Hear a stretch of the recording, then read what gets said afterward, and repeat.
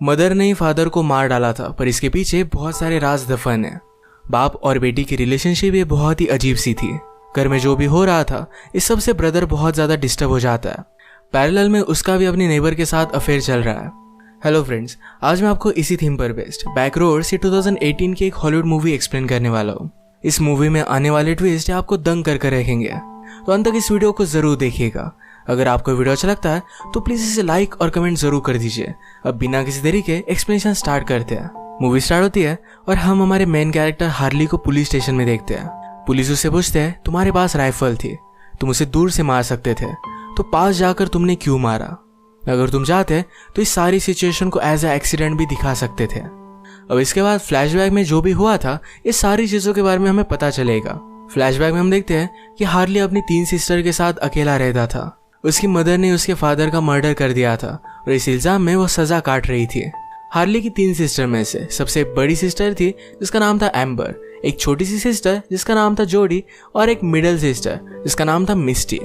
Harley आज घर आकर देखता है तो एम्बर जोडी का ख्याल नहीं रख रही। इसके बारे में हार्ली ने मिस्टी से पूछा तो मिस्टी कहती कि आज एम्बर की डेट है, तो इस वजह से वो जोडी का ख्याल नहीं रखेगी। रात में हार्ली को काम करना पड़ता है, तो जोडी सेफ है ये उसके लिए बहुत ही इम्पोर्टेंट था। एम्बर का इस तरीके से डेट पर जाना ये उसे अच्छा नहीं लगता, क्योंकि एम्बर सीरियसली डेट नहीं करती। जो भी उसके पार्टनर्स होते हैं उनके साथ वो कभी भी सीरियस नहीं होती। हार्ली एम्बर को कन्फ्रंट करने के लिए गया। एम्बर उसे कहती है, मेरी एक लाइफ है, तुम्हें सिर्फ काम करना पड़ता है, इस वजह से तुम जेलस हो, तुम्हें कोई भी लड़की भी नहीं मिलती। हार्ली को इस बात से बहुत बुरा लगता है। वो बेचारा बहुत मेहनत करता था और अपनी सिस्टर्स का अच्छे से ख्याल रखता था। वो कितना भी थका हुआ हो फिर भी जोडी से बहुत अच्छी तरीके से बात करता है। रात में हम हार्ली को एक सुपर शॉप में काम करता हुआ देखते हैं। वहां पर उसने अपने एक नेबर को नोटिस किया जिसका नाम था कैली।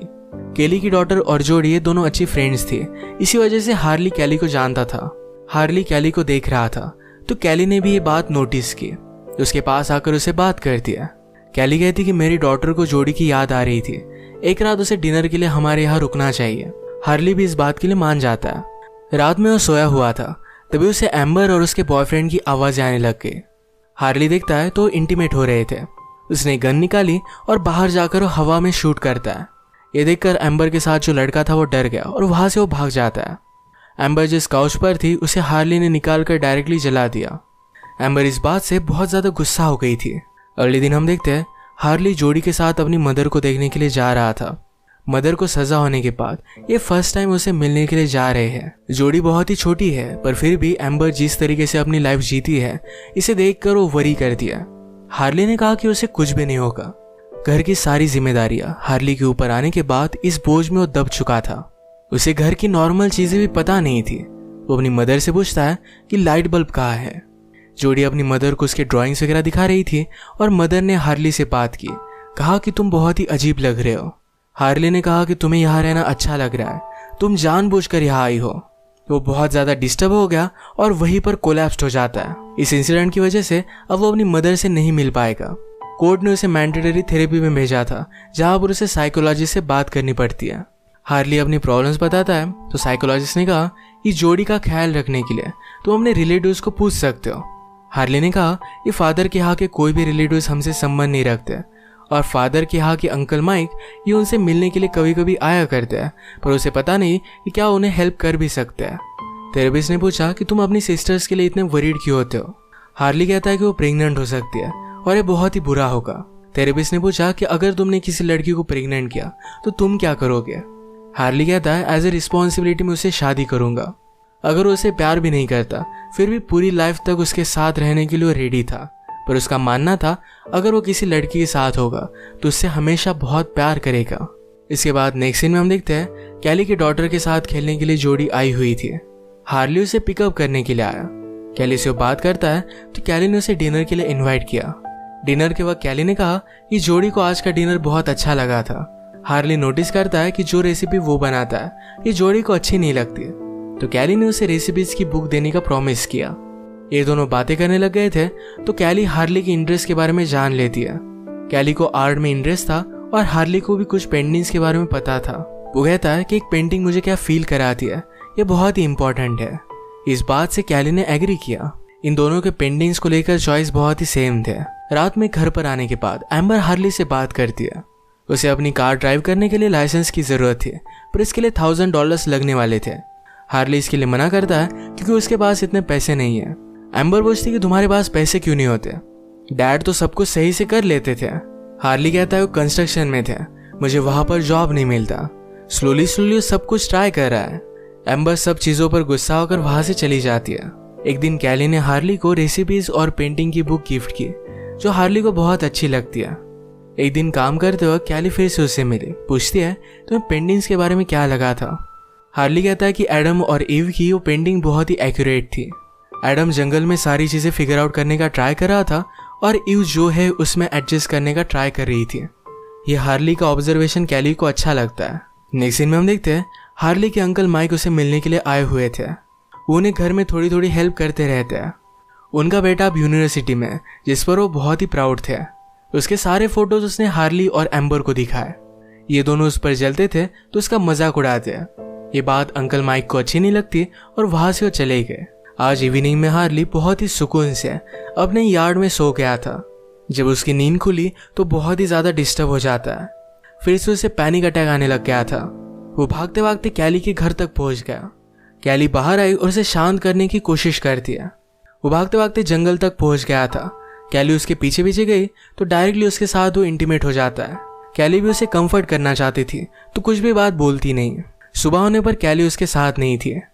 वो जब घर पर आया तो मिस्टी एक गन से शिकार कर रही थी। ये देखकर उस पर वो बहुत गुस्सा हो जाता है। कहता है कि तुम्हारी उम्र नहीं है। मिस्टी को ऐसा नहीं लगता। मिस्टी अपने आप को अभी से बहुत बड़ा मानती है। घर के बाहर हार्ली ने जोड़ी को देखा। उसके हाथ में खून से लथपथ एक टी शर्ट था। इतनी छोटी लड़की को हार्ली इसके बारे में ज्यादा क्वेश्चन नहीं पूछ सकता था।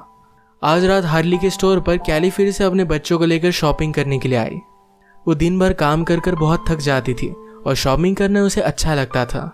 कल रात जो भी हुआ इसके बारे में वो बात करते हैं। कैली को समझ में नहीं आ रहा था कि जो भी हुआ ये सही हुआ या गलत। वो हार्ली से कहती है कि मेरे 2 किड्स है, मेरा हस्बैंड है। हार्ली कहता है मैं हमेशा तुम्हारे बारे में सोचता रहता हूँ। उसे उसके साथ अच्छा लगता है। ये सब सुनकर कैली ने अगले दिन अपने घर पर उसे इनवाइट कर लिया। वैसे भी उसका हस्बैंड कुछ दिनों के लिए आउट ऑफ टाउन था। रात में दोनों मिले और कैली ने हार्ली से पूछा कल तुम डिस्टर्ब थे, क्या तुम्हारा प्रॉब्लम सॉल्व हुआ। हार्ली इसके बारे में बात नहीं करना चाहता था और इसके बाद ये दोनों इंटीमेट हो गए। हार्ली को कैली के साथ होना बहुत ही अच्छा लगता है। सुबह जब वो घर पर आता है तो एम्बर उस पर बहुत ज्यादा गुस्सा थी। कहती है तुम रात भर कहाँ थे, घर पर कुछ प्रॉब्लम हुआ है। उनकी सिस्टर मिस्टी के पास एम्बर को $1000 मिले थे।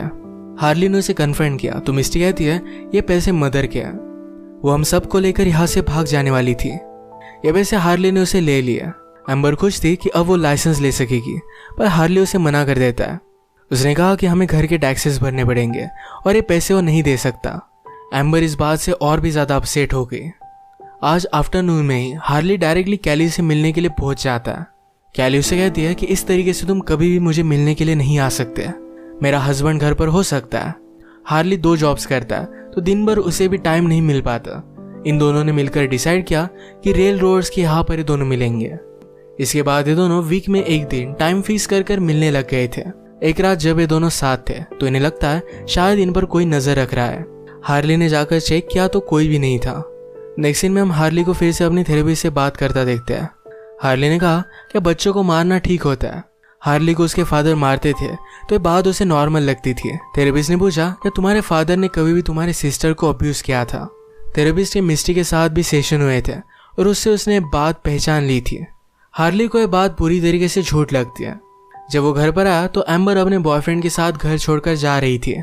जोड़ी एम्बर को ज्यादा देखकर रोने लग जाती है। हार्ली ने एम्बर को रोकने की कोशिश की पर वो अपने ड्राइवर लाइसेंस को लेकर बहुत गुस्सा थी तो अपने बॉयफ्रेंड के साथ चली जाती है। जोड़ी ने हार्ली से कहा तुम्हें एम्बर को जाने नहीं देना चाहिए था। हार्ली कहता है मैं तुम्हें प्रॉमिस करता हूँ कि एम्बर फिर से वापस आ जाएगी। उसका बॉयफ्रेंड उसे छोड़ देगा और वो फिर से घर ही आने वाली है।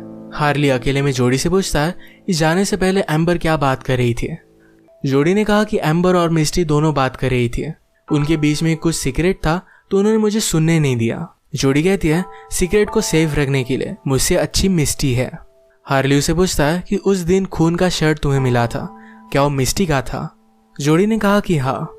हार्ली ने पूछा कि वो ब्लड किसका था। जोड़ी कहती कि वो डैडी का था। हार्ली को लगा था कि उसकी मदर ने जब उसके फादर को मारा तब मिस्टी मॉल पर थी। इसके बारे में जब वो जोड़ी से पूछता है तो जोड़ी ने कहा कि मिस्टी घर पर थी। फादर को मारने के बाद मदर ने मिस्टी को मॉल पर छोड़ दिया था। मदर फिर जंगल में चली गई, वहां पर कुछ खोदने लग गई। मुझे लगा था कि उस गड्ढे में वो फादर को डाल देगी, पर उसने मिस्टी का टी शर्ट उस गड्ढे में डाल दिया। क्या तुमने मदर को फादर को मारते हुए देखा था? जोड़ी कहती कि मैं बहुत ही डर चुकी थी तो अपने रूम में थी। हार्ली अब समझ जाता है कि एक्चुअल में उसके फादर को मिस्टी ने मारा था। मदर ने सारी चीजों का ब्लेम ले लिया। नेक्स्ट सीन में हम देखते हैं हार्ली ने अपने लॉयर से बात कर अपनी मदर से मिलकर मीटिंग अरेंज की। हार्ली अपनी मदर से पूछता है, क्या तुम हम सबसे भाग रही थी? क्या इसी वजह से तुमने सब कुछ ब्लेम लिया? मुझे पता है कि ये सब मिस्टी ने किया है। मिस्टी एक माइनर है, अगर तुम पुलिस को सब कुछ सच सच बता देती तो उसे भी प्रॉब्लम नहीं आता और तुम भी बाहर होती। मदर ने कहा कि इतना सब कुछ सिंपल नहीं था। एक्चुअल में मिस्टी मदर को मारना चाहती थी और उसके फादर उसके सामने आ गए। हार्ली ने पूछा कि ऐसा क्यों? मदर कहती है क्योंकि वो मुझसे जेलस थी। अब हमें पता चलता है कि थेरेपिस्ट जिस अब्यूज के बारे में बात कर रही थी ये एक्चुअल में हुआ था। इन रियलिटी इनके फादर मिस्टी को अब्यूज करते थे। इस अब्यूज के खिलाफ कभी भी मदर कुछ भी बोलती नहीं थी, तो इस वजह से मिस्टी बहुत गुस्सा हो गई थी। इसी वजह से उस दिन वो मदर को मारने वाली थी। फादर सामने आ गए और उनकी डेथ हो गई। सब बात पता चलने के बाद हार्ली जब घर पर आया तो एम्बर ऑलरेडी घर पर आ चुकी थी। उसके बॉयफ्रेंड से उसका झगड़ा हुआ था और उसने उसे मारा भी था। आज हार्ली डिस्टर्ब था तो रात में अचानक से कैली के घर पर पहुंच जाता है। कैली का हस्बैंड घर पर था तो हार्ली पर वो गुस्सा हो जाती है। कहती है कि तुम्हारे लिए मैं सब कुछ बर्बाद नहीं करने वाली, उसकी फैमिली को छोड़ नहीं सकती। हार्ली कहता है कि मैं तुमसे बहुत प्यार करता हूँ, पर अगर इन्हें अपनी रिलेशनशिप को कंटिन्यू रखना है तो जैसा चल रहा है वैसे ही चलने देना चाहिए। हार्ली ने ये बात मान ली। कुछ दिनों बाद हार्ली से मिलने के लिए एम्बर आई। वो कहती है मैं फिर से मेरे बॉयफ्रेंड के साथ जा रही हूँ। हार्ली कहता है कि वो तुम्हारे लिए सही नहीं है। क्या तुम्हें इस तरीके से मार खाना अच्छा लगता है? एम्बर चाहती थी कि हार्ली उसे रोक ले, उसे घर में वेलकम करे। हार्ली भी उसे रुकने के लिए कह देता है तो एम्बर को भी बहुत अच्छा लगा। रात में साथ में घर पर आए। हार्ली बहुत ही ड्रंक हो गया था। वो सुबह देखता है तो एम्बर उसके पास ही सोई हुई थी। उसे लगता है कि रात में इनके बीच में कुछ हुआ, इस बात से वो बहुत ज्यादा डिस्टर्ब हो गया। एम्बर उसे संभालने की कोशिश करती है पर उसे दूर झटक देता है। एम्बर इस बात पर गुस्सा हो गई और कहती है मुझे तुम्हारे और कैली के बारे में सब कुछ पता है, तुम कभी भी उसे पा नहीं पाओगे। जिस तरीके से मिस्टी का घर में अब्यूज हुआ करता था उसी तरीके से बचपन में एम्बर का भी उसके फादर अब्यूज करते थे। इस बात के बारे में हार्ली को थोड़ा थोड़ा पता था, पर आज ये बात कंफर्म हो गई थी। वो अपने थेरेपिस्ट के पास जाकर सब कुछ उसे बता देता है और वो बहुत रोया। थेरेपिस्ट ने उसे समझा कि इन चीजों में तुम्हारी कोई भी गलती नहीं है, तुम दोनों बहुत ही छोटे थे। किस तरीके से इस इंसिडेंट को तुम्हें डील करना चाहिए इसके बारे में तुम्हें कुछ भी आइडिया नहीं था। एम्बर जो भी करती है इस सारी सिचुएशन को डील करने का उसका वे है, उसे हेल्प की जरूरत है। हार्ली जब घर पर आया तो मिस्टी उससे बात करती है। कहती कि मैंने तुम्हें और एम्बर को सुना। उसने बताया कि एम्बर और मैं ज्यादा अलग नहीं है, घर में दोनों की सिचुएशन सेम थी। हार्ली उसे कहता है कि तुमने जो भी किया इसके बारे में मुझे पता है। मिस्टी ने कहा कि तुम्हें बहुत पहले ही फादर को मार देना चाहिए था, हम दोनों को इन सब चीजों से गुजरना नहीं पड़ता। ये बात सुनकर हार्ली को बहुत बुरा लगता है। आज वो कैली से मिलने वाला था तो जगह पर पहुंच गया। वहां पर डायरेक्टली उसे कैली की डेड बॉडी मिलती है। उसने आसपास देखा तो एम्बर के पास उसकी राइफल थी। एम्बर कहती कि मुझे समझ में नहीं आ रहा था कि मुझे करना क्या चाहिए। अगर तुम कैली के साथ होते तो मेरा ख्याल कौन रखता। हार्ली कैली के पास ही बहुत रोया। वो फिर खुद पुलिस स्टेशन में जाकर सरेंडर कर देता है। उसने कहा कि मैंने ही कैली का मर्डर किया है। सारी सिचुएशन पुलिस को बता दी। पुलिस ऑफिसर कहते हैं कि अगर तुमने कैली को मारा होता तुम दूर से भी उसे मार सकते थे। तुमने क्राइम सीन के पास उल्टी की, इसका मतलब है तुम्हें कर ही नहीं सकते थे। तुम खुद चलकर हमारे पास आए, ये कैसे पॉसिबल है? मुझे लगता है कि मर्डर किसी और ने किया है। हार्ली एम्बर को बचाना चाहता था। वो आगे चलकर अच्छी लाइफ जी सकती है, पर हार्ली अपनी खुद की लाइफ को अच्छा नहीं मानता, तो इस वजह से सारा ब्लेम अपने आप पर ले लेता है। पुलिस को उसने बताया कि मुझे मल्टीपल पर्सनैलिटी डिसऑर्डर है, इसी वजह से ये सब मैंने किया है। अब वो खुद ही स्टेटमेंट दे रहा है तो पुलिस कुछ भी कर नहीं पाते। उस पर सारा ब्लेम आ गया, उसे जेल में डाल दिया जाता है। थेरेपिस्ट को जब ये सब बात पता चली तो उसे वो मिलने के लिए आई। उसे बहुत बुरा लगा। उसे समझाने की कोशिश करती है तुम अपनी लाइफ को इस तरीके से बर्बाद नहीं कर सकते। हार्ली को लग रहा था कि अब तक उसने जो भी किया ये सब कुछ बहुत गलत किया है। घर की सारी सिचुएशन उसे पता ही नहीं थी उसे कुछ ना कुछ तो करना चाहिए था। इस ब्लेम की वजह से वो खुद को सजा देना चाहता था, तो इस वजह से कुछ भी नहीं बोलता। जेल में उसे अपनी छोटी सिस्टर जोडी के लेटर्स मिलते रहते हैं। हार्ली के जेल में जाने के बाद सब सिस्टर उनके अंकल के यहाँ रहने के लिए चली गई। वहां पर वो सेफ थी और एक अच्छा फ्यूचर पा सकती थी।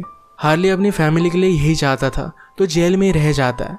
इसी के साथ ही मूवी एंड हो जाती है। क्राइम जो करता है उसे सजा तो होनी चाहिए, पर जो क्राइम देखकर नजरअंदाज कर देता है वो भी दोषी है। हमारे साथ अगर कुछ बुरा हो रहा है तो हमें उसके खिलाफ आवाज उठानी चाहिए। ये मूवी हमें ये बात बता कर जाती है।